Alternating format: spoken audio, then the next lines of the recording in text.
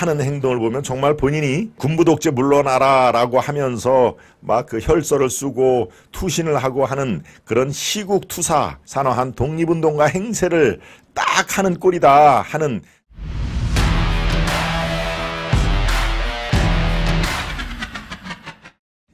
누가 보면 정말 독립운동 하는지 알겠다. 송트남아. 지금 송트남 말씀을 누가 해주셨죠? 송트남. 네.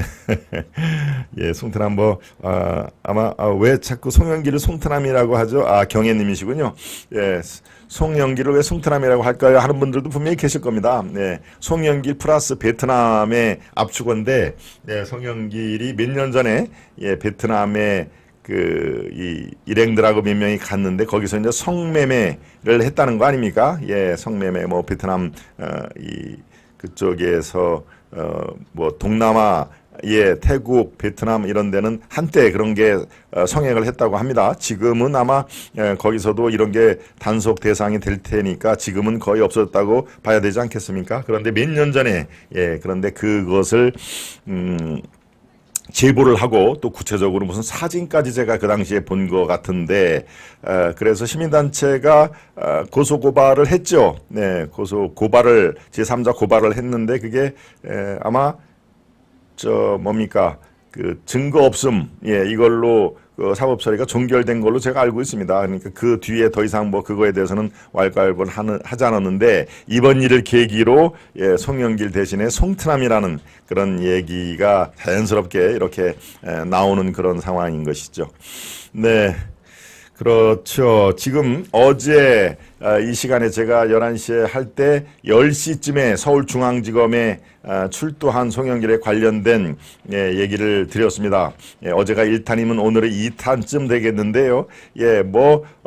차 한 잔 이래도 분명히 나는 마시고 올 거로 예상을 했다는 거 아니겠습니까? 그래도 전직 당대표고 서울시장 이 제1야당의 후보자였는데 그래도 뭐래도 여기 누가 나와서 그래도 차 한 잔이라도 마시고 가시죠라고 할 줄 알았는데 어떻습니까? 문전박대를 당했죠. 어제 제가 말씀드린 대로 아예 조사실 검사가 딸린 방 그쪽으로 가서 티타임은커녕 일단 로비에서 도저히 안 됩니다. 이러시면 안 됩니다. 유행하는 말로 개그맨들이 여기서 이러시면 안 됩니다. 송트나님 검찰 수사도 다 절차와 시간 일정이 정해져 있는 겁니다. 이렇게 불쑥 찾아오면 도대체 뭘 하겠다는 겁니까? 우리 수사를 방해하겠다는 얘기밖에 더 됩니까? 하는 뉘앙스로 돌려보냈는데요. 그런데 송영길이 어제 이 하는 행동을 보면 정말 본인이 마치 시국 예전에 군부 독재 물러나라 라고 하면서 막 그 혈서를 쓰고 투신을 하고 하는 그런 시국투사 독립운동가 우리의 일제 만행의 대한민국 독립 만세를 부르면서 옥중에서 산화한 독립운동가 행세를 딱 하는 꼴이다 하는 시중에 그 평가가 있습니다. 저도 그 장면을 다시 한번 오후에 이렇게 살펴봤는데 마치 하는 행동이 독립운동가 뺨치게 그 행동을 하는 상황입니다. 그런데 이 사람들이 하는 게 앞다루고 뒤다루고 하는 게 너무나 뚜렷하게 이게 삐져나오는 모습. 검찰 출두하기 전에요. 압수수색을 했지 않습니까? 압수수색을 했는데 자기가 쓰던 핸드폰 몇 개는 당연히 어디에 감추던가 파쇄를 했겠죠. 그리고 검찰이 가지고 갈 정도로 이렇게 핸드폰을 놨는데 이 검찰 수사관들이 갖고 와서 그거를 보니까 그 안에 있는 내용이 모두 다 삭제가 돼 있더라. 즉 초기화. 초기화라는 것은 우리가 핸드폰 처음에 살 때 그 핸드폰에는 아무것도 없지 않습니까? 문자 메시지도 없고 통화 내역도 없는 상태에 바로 모든 것을 다 초기화한 상태로 핸드폰이 하나 있더라. 그러니까 모든 것을 다 안 보이게 숨기거나 감추지 않고 하나 정도는 핸드폰을 이렇게 검찰 수사관이 갖고 가도록 했는데 와서 보니까 맹탕이더라. 아무 이 단서가 있을 수가 없는, 그러니까 문자 메시지 다 지우고 녹음은 물론이고 통화 내용까지 다 일일이 다 지운 상태더라. 그래서 거기에 초기화라는 얘기가 그래서 나오는 겁니다. 우리가 핸드폰을 살 때 모든 게 다 제로 베이스에서 시작한 초기화 상태의 핸드폰만 하나가 달랑 압수수색 대상이었다. 즉 무슨 얘기입니까? 이미 파리에서 한국으로 돌아올 때, 아니면 지금 이 사건이 공식적으로 막 일파만파로 번지고 있을 때 당연히 압수수색이 들어올 것이다 라고 충분히 예상이 된 거죠. 송영길이도 변호사 출신입니다. 변호사. 그러니까 법률가에 있는 것이죠. 어떠한 과정을 거쳐서 어떻게 진행될 것이라는 것은 훤하게 들여다볼 수 있는 위치인데요. 그러니까 참 이 앞뒤가 다른 겁니다. 검찰의 수사를 이 요청을 하고 나부터 잡아가세요 라고 하는 얘기인데, 이미 핸드폰, 검찰이 압수수색한 핸드폰에는 모든 것을 다 지운 상태였다. 그러니까 이게 검찰의 수사를 이 스스로 자발적으로 받는 사람의 행태는 더더군다나 아닌 것이죠. 앞뒤가 이렇게 많이 다른 양상을 보입니다. 검찰의 수사에 협조를 하겠다고 하고 실제로 그 핸드폰에 많은 것이 담겨 있을 텐데 이미 다 지우거나 버리거나 하면서 나는 검찰의 수사에 적극적으로 응하겠다라고 여론에 호도를 하는 그런 상황인 것입니다. 그러니까 앞뒤가 달라도 너무 다른 사례가 또 하나 있죠. 네. 마치 자신이 말씀드린 대로 독립운동가인 것처럼 그렇게 양심수처럼 행동을 하고, 이거는 다 지금 윤석열, 검사 출신 윤석열 검찰공화국의 정치적인 기획수사다라고 지금 부르짖는 거 아닙니까? 우리는 지금 하나 잘못이 없는데 정치적인 기획수사다라고 어제 지금 저렇게 기자들 이 검찰 수사를 받지를 못하고 돌아가면서 A4 용지 몇 장을 꺼내고 기자들 앞에서 저렇게 기자회견을 하는 모습이 바로 저거였습니다. 모든 검사가 총동원된 정치적 기획수사다. 네, 정치적 기획수사다라고 얘기를 하고, 나는 아무 잘못이 없다. 그리고 돈 봉투 알지도 못하고 내가 이 보고를 받을 위치도 아니다. 그러고 그 경선에 얼마나 5분 10분 단위로 전국을 돌아다니는데 그걸 일일이 보고를 받느냐. 말이 안 된다 하는 얘기를 수시로 얘기를 했지 않습니까? 그러고 나는 아무 잘못이 없는데 또 뭐라고 얘기합니까? 검찰이요, 나를 먼저 구속을 해달라 하는 얘기를 합니다. 괜히 엄한 내 주위 사람들 다 출국 금지시키고 압수수색 하지 말고 나부터 구속을 시켜라 라고 얘기를 하는데, 이것도 또 역시 앞뒤가 전혀 맞지가 않는 것입니다.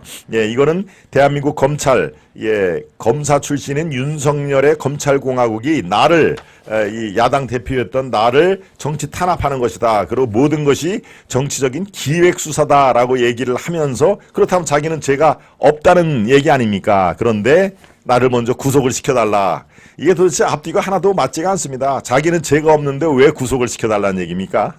그러니까 그래서 제가 어제도 말씀을 드렸는데 왜 굳이 오라고 하지도 않는데 출두를 했을까? 어제도 제가 세 가지 포인트로 정리를 했었죠. 한 가지 1과 2의 공통적인 것은 바로 그렇습니다. 이른바 우리가 구속영장을 청구할 때 거기에 항상 나오는 그 문구가 있습니다.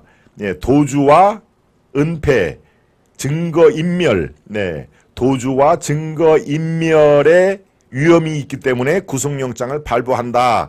그렇게 판사가 한 줄 치고 구속영장을 발부를 하죠. 즉 도주와 증거인멸의 우려가 있기에 이게 구속영장 발부의 큰 요건입니다. 그런데 자기는 부르지도 않았는데 내가 서울중앙지검 서초동에 출두를 했기 때문에 나는 이미 도주 의사가 없다는 것을 만방에 고하는 것이다. 그리고 은폐, 증거인멸 이것은 이미 다 압수수색이 들어갔기 때문에 나는 도주도 할 의향도 없고 증거인멸을 할 준비도 돼 있지 않다 하는 얘기를 그렇게 알리바이를 만든 것이죠. 제가 어제 첫 번째, 두 번째, 세 번째 할 때 첫 번째와 두 번째가 다 그거 아니겠습니까? 네, 그러니까 이 사람들 이 송영기를 비롯해서 주위에 이제 지금 조언을 받는 그 변호사들은 그렇게 한 겁니다. 분명히 출두를 해도 찬밥 신세로 돌려보낼 텐데 그래도 우리한테 남는 게 있습니다. 증거인멸,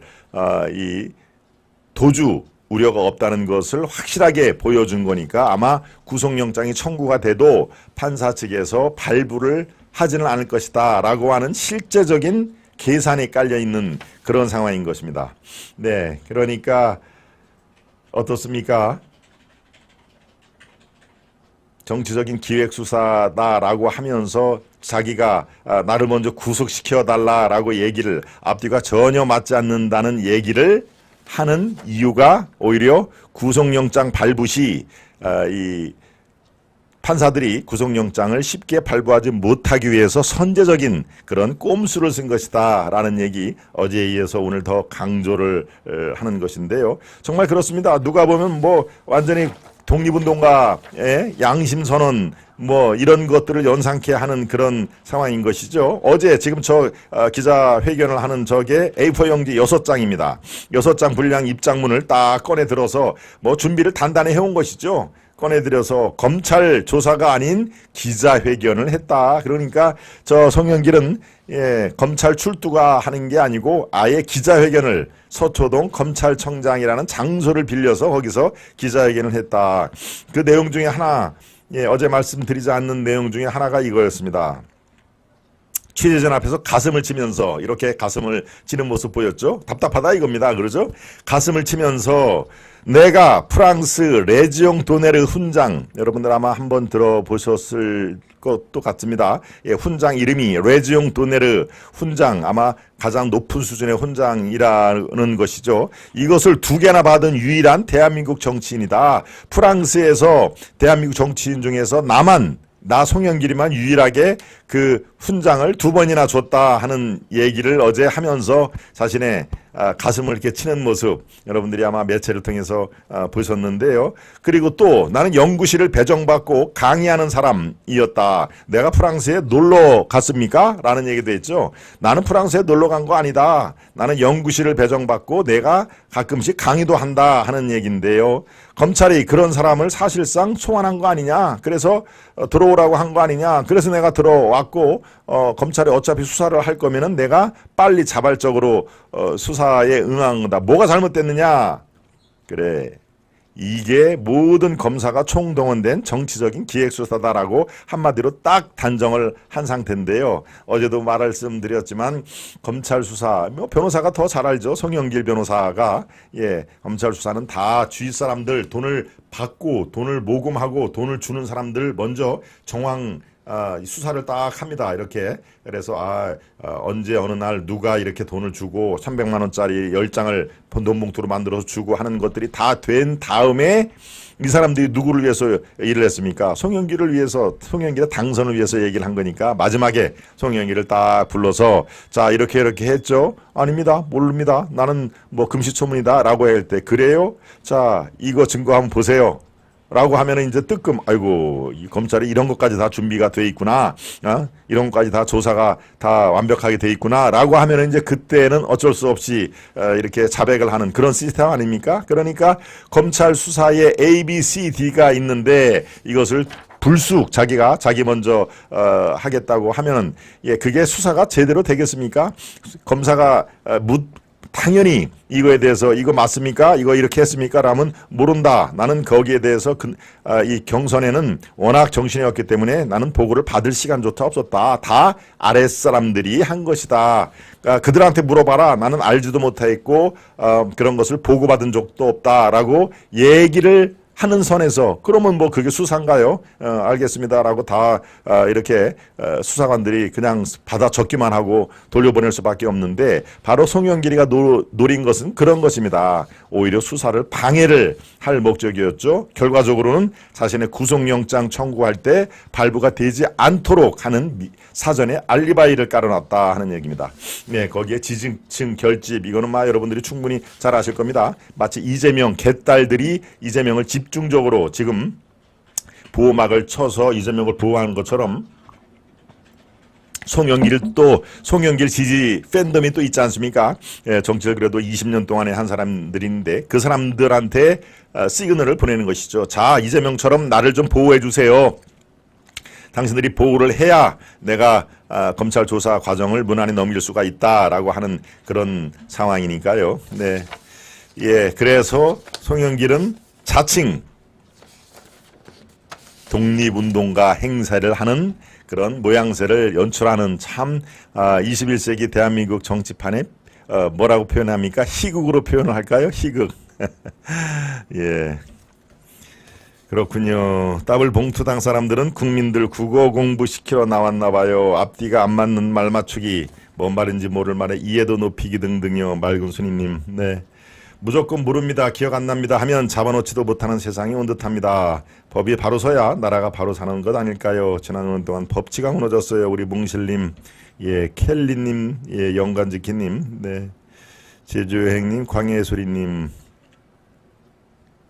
광해소리님 지난주에 이어서 또 누구를 먼저 국회에 보내드리고 다음에는 대통령까지 갑시다. 화이팅. 그렇군요. 예, 좋습니다. 예, 이렇게 정치에 관심 있는 분들은 특정 어떤 지지자를 이렇게 정하고 또 그 사람을 통해서 이 정책으로 또 국정에 반영하는 것도 좋고 어떤 특정인이 쭉 정치적으로 성장을 하면서 또 보람을 느끼는 뭐 그런 것들은 사실 선순환인 것이죠. 예, 선순환. 물론 뭐 그 앞에 나선 그 정치인이 잘 해야 되겠지만 어떤 특정 정치인을 지지를 하고 성장 과정을 지켜보는 거 저는 그거는 뭐 매우 민주주의의 자양분으로서 굉장히 중요하다고 생각을 합니다. 네.